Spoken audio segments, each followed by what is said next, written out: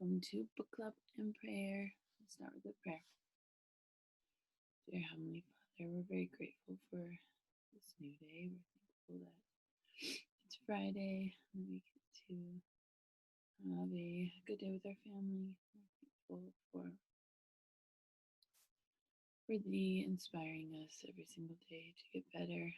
And we're so thankful that are helping us to be more bold and more listening to the Spirit and just guided by thee. We pray that we can intentionally do our business this day, that we can prepare and plan and be able to execute the things we need to do. We are very grateful for each other and for camaraderie we feel. We pray that we can learn from today's book club and that we can take it with us and apply it. That God bless our families to be healthy, stay healthy, and that if we get sick, that we can eat right and take the right medicine that we need to get better. That God bless all those in the world suffering right now, that they can have thy comforting arms around them, and that we can help in any way. I love you so much. In the name of Jesus Christ, amen. Oh, my eyes are like shut. Okay. Hopefully I do not stumble over words this morning. We shall see. Okay, we're on page 156. Second paragraph. We're starting the Law of River Band. Love this one. Okay, here we go. So, okay, he was talking about what he did when he was a kid, and then he got his heart attack. Okay, so since that time, exercise has been a regular part of my routine. For many years, I walked or ran on the treadmill. I'd sometimes run part of the golf course when playing with friends. About 5 years ago, I switched to swimming, attempting to put an hour of exercise every day in the pool. More recently, I've begun doing Pilates with Margaret. These exercises focus primarily on building core muscles, strength, and flexibility. Core muscle strength and flexibility. To achieve that flexibility, there is an emphasis on physical stretching. We found it to be very beneficial and rewarding. I believe I'm currently in the best shape I've been in 35 years. A series of stretches.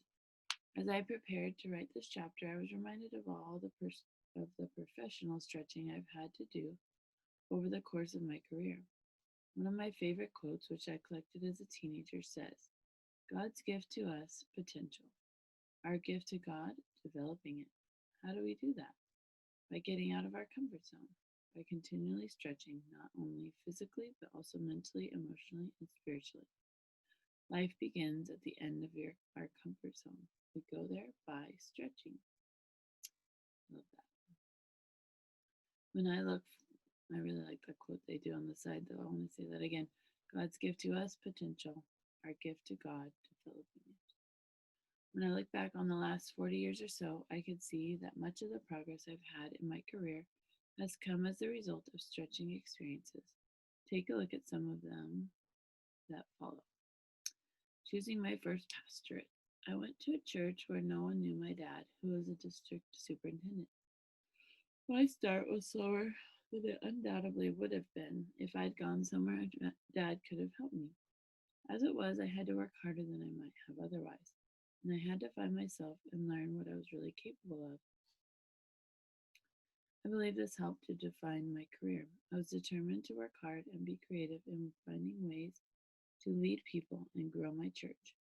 I learned so many leadership lessons in that first church, and I learned how to love people better.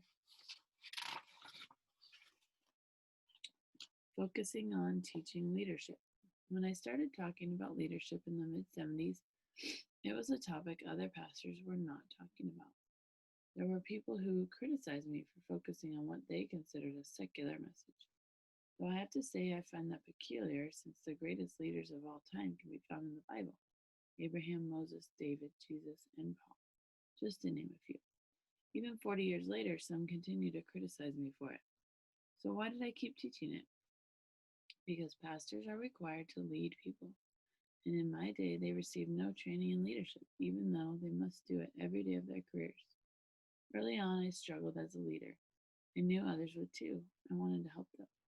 By stretching through this experience, I was not only able to help my pastors, but I was able to discover the message that I believe I was born to teach.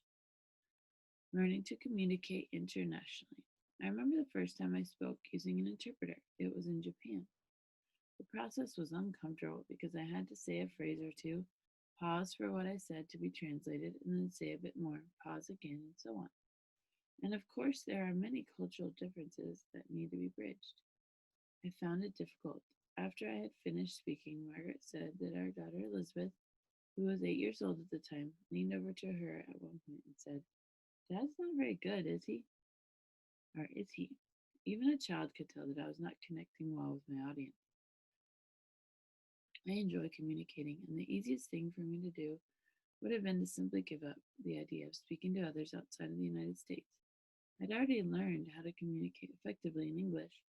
However, I saw this as an opportunity to stretch and grow, and maybe someday make a greater impact. It took me almost a decade to learn how to connect with people in other cultures while working with a translator, but it's definitely been worth it. That groundwork made it possible for me to start Equip, which now trains leaders in 175 countries around the world, crossing over to a new audience. After I had been teaching leadership to pastors for about 10 years, you know what? I think I forgot to start the timer. Hold on. We've probably been going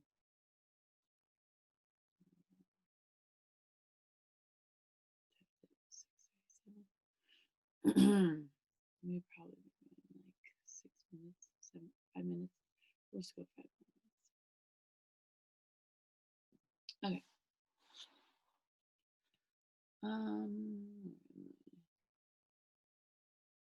Okay. I began to notice a trend. More and more business people were attending my leadership conferences. I welcomed this because I had been teaching leadership to lay people as well as staff in my own church for years, but it didn't prompt me to change what I was doing. Then one day, sorry, make sure I started. Okay. Then one day, when I was meeting with my publisher, I learned that my books were being purchased more and more through secular retailers rather than religious ones. In fact, over the course of time, it had shifted so that 2/3 of the sales were through regular retail channels. I saw this as an incredible opportunity to reach many more people than I otherwise would. But there was a challenge. Could I connect and communicate with business people? People expect one thing when they sit in a church to hear a message from a pastor. They expect something entirely different than when they pay money to hear a speaker. I wasn't sure whether I would be able to succeed. It was another stretching experience. Focusing on building a legacy. When I turned 60, I was prepared to slow down. I had moved to a sunny, warm climate, which I loved. I was financially blessed. I had grandchildren, which is the most wonderful gift a person can have in this life. I would continue to write and speak, but not at the pace I had before. It was a season of harvest after decades of work. But then some opportunities presented themselves. My books were now with a new publisher. I was approached about starting a coaching company, and I had the chance to regain control of the training and development materials I had created over the previous decade. What would I do?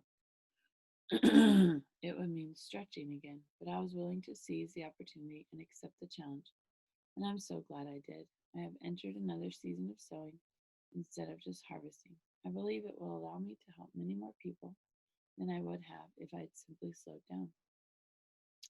The benefits of tension. Many years ago, during one of the sessions I taught at a leadership conference, I put a rubber band on the table at the place of every attendee. Then I started the session by asking all the ways people could think of for using them. At the end of the discussion time, I asked them if they could identify the one thing all of their uses had in common. Maybe you've already guessed what it is. Rubber bands are useful only when they are stretched. That can also be said of us. Number one, few people want to stretch.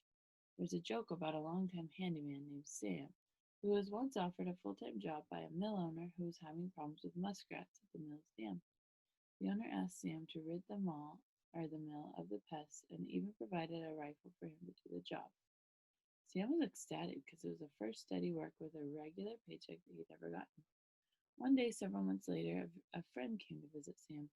He found him sitting on a grassy bank, the gun across his knees. "Hey, Sam, what you doing?" he asked.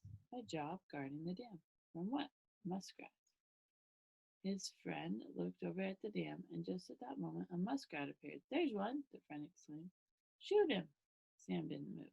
Meanwhile, the muskrat scurried away. "Why the heck didn't you shoot him?" "Are you crazy?" replied Sam. "Do you think I want to lose my job?" You may think that joke is silly, but it's much closer to the truth than we like to admit. I say that because when I was in college, one of the jobs I had was at a local meat packing plant. My job was to haul racks of meat to the refrigeration units and get orders for customers. But I was curious about the whole operation and wanted to understand how it worked. After I'd been there a couple of weeks, Pence, a worker who'd been there for many years, took me aside and said, "You ask too many questions. The less you know, the less you have to do." His job was to kill cows at the plant, and that's all he ever wanted to do. He was like the character in a Wall Street Journal cartoon I saw who told the personal manager, "I know I'm overqualified, but I promise to use only half of my ability." Most people use only a small fraction of their ability and rarely strive to reach their full potential. There's no tension to grow in their lives, little desire to stretch. Sadly, a third of high school graduates never read another book for the rest of their lives, and 42% of college graduates similarly never read a book after college. And publisher David Godline claims that only 32% of the U.S. population has ever been in a bookstore. Surprising. I don't know if people are aware of the gap between where they are and where they could be, but relatively few seem to be reading books to try to close it. Too many people are willing to settle for average in life. Is that bad? Read this description written by Edmund Goddard, and you decide. We'll start there tomorrow or Monday. I like that imagery of the rubber band and stretching. That's the only way it can do its purpose. Stretching. Ah,